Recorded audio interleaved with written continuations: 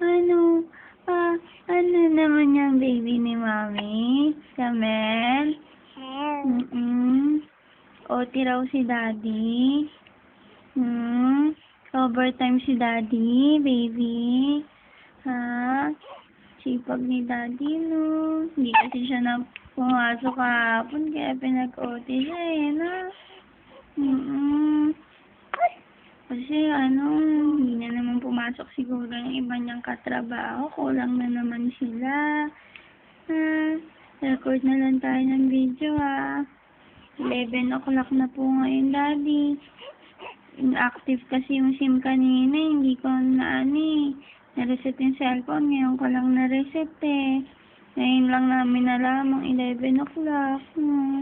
Kala namin malapit na umuwi ang Daddy, ha? Hindi mo na ni Mami yung halaan, ha? Bukas na lang, pero may kanin na. Mabilis lang naman yun maluto, ha? Kawawa naman ang Daddy. Sigurado pagod na ang Daddy, no? Tapos baka may pasok na naman siya bukas ng 3:00. Pag uwi ng Daddy, antok na antok siya bukas, no? Ay, ba't di na nagsalita ang baby? Nakatingin lang sa video. Mami to, Mami. Oh, tingin kay Mami. Ano yung baby ko, Oo. Tahimik na ang baby. Dila ng dila yan, Baby, hindi uuwi si Daddy, Pero, mag-iingat naman siya sa work, ha? Kaya okay lang, ha? Bukas uuwi siya ng umaga, ha? Huwag susumpungin ng baby, ha? Oo, mahal na namin ni Daddy. Baby? Nagkakamandag ka na naman, ha? Nagkakamandag na naman yung baby ko, ha? Love na love naman yan, eh. Opo. Love na love yan. Ang papo-papo naman yan. Opo.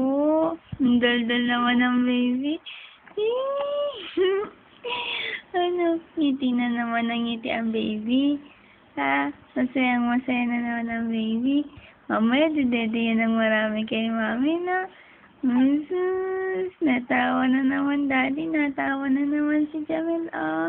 Sana tuloy-tuloy. Wala siyang sumpang na. Opo, kanina lang umiiyak-iyak yan, eh. Pero ngayon, nakangiti na yun kasi pauwi na si Daddy sana. Alam niya na, eh.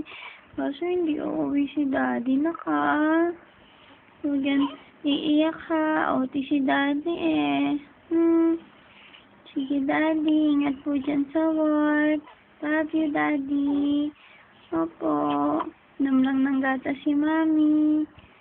Bye-bye. Uwi ka agad, Bye-bye.